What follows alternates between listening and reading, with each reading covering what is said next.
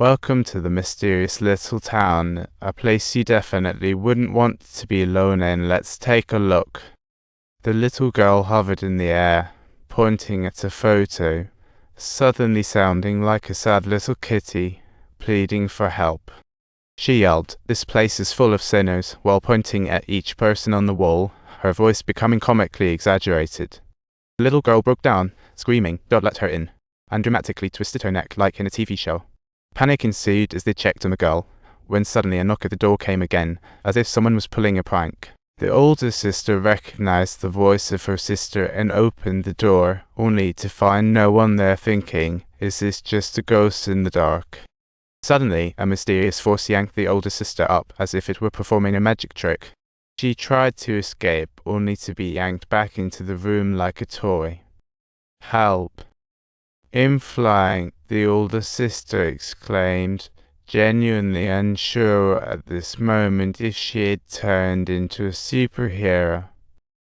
She was dragged inside, where the door bore the words, "Die," which, clearly indicating that the roles had already been switched. She found herself surrounded by adorable face masks and met a super cute old lady. Either survive the night, or become part of the party, the old lady chuckled. In an instant, the old lady turned into a pile of bones, and the older sister sported an odd smile, as if she had found it. The older brother, feeling uneasy, decided to check it out, only to find the door swinging open on its own. It was all like a farce. Just as they were about to make a run for it, they ran into the giant beast, nearly losing their minds. Oh my goodness, they're totally done for.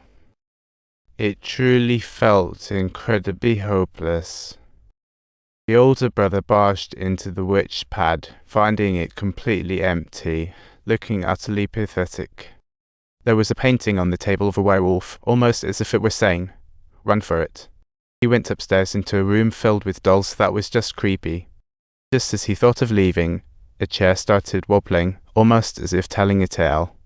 "This chair is way too friendly," the older brother muttered helplessly.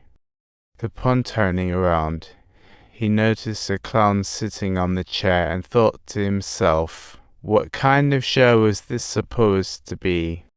The clown was like his good luck charm, and he easily kicked it away, feeling quite relieved.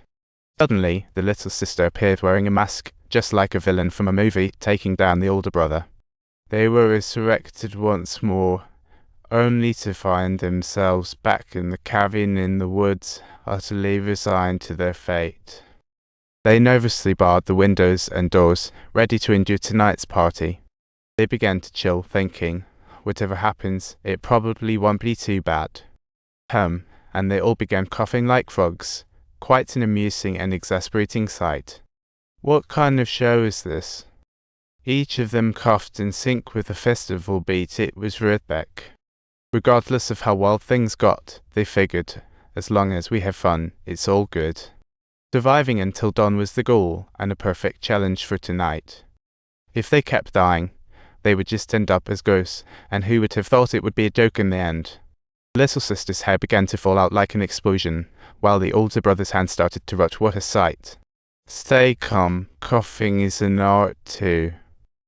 But then, a resounding cough from Darsh Ewing instantly cleared the atmosphere around them. No, not the water. The little sister realized the embarrassing source was indeed water. 5 became a punchline, bursting into a laughable explosion. Quite a painful lesson it turned out to be. Or no, after the pipes burst, everyone hastily defected, making a dash for the exit. But this unfortunate fate was like a lottery. Once you drank water, explosion wasn't a joke.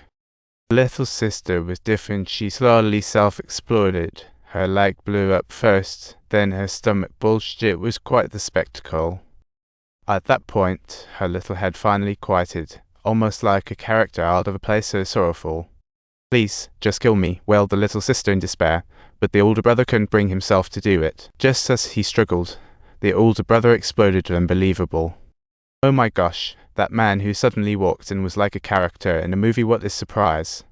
He told the little sister she was so close to succeeding, but there was nothing to rely on. Jokes were of no use. As the hourglass turned, They reverted back to their old selves. What a never-ending cycle. She searched for useful information in the room, feeling just like a detective. She found information on the shop owner, revealing a catastrophic mining disaster from 20 years ago. Such a story. Upon investigation, it turned out this place caused the death of over 1,100 due to digging too deep. She learned that the cabin was the entrance to the mine, as if uncovering a secret. When she opened the door, hellish roars sounded, as if commencing a trial.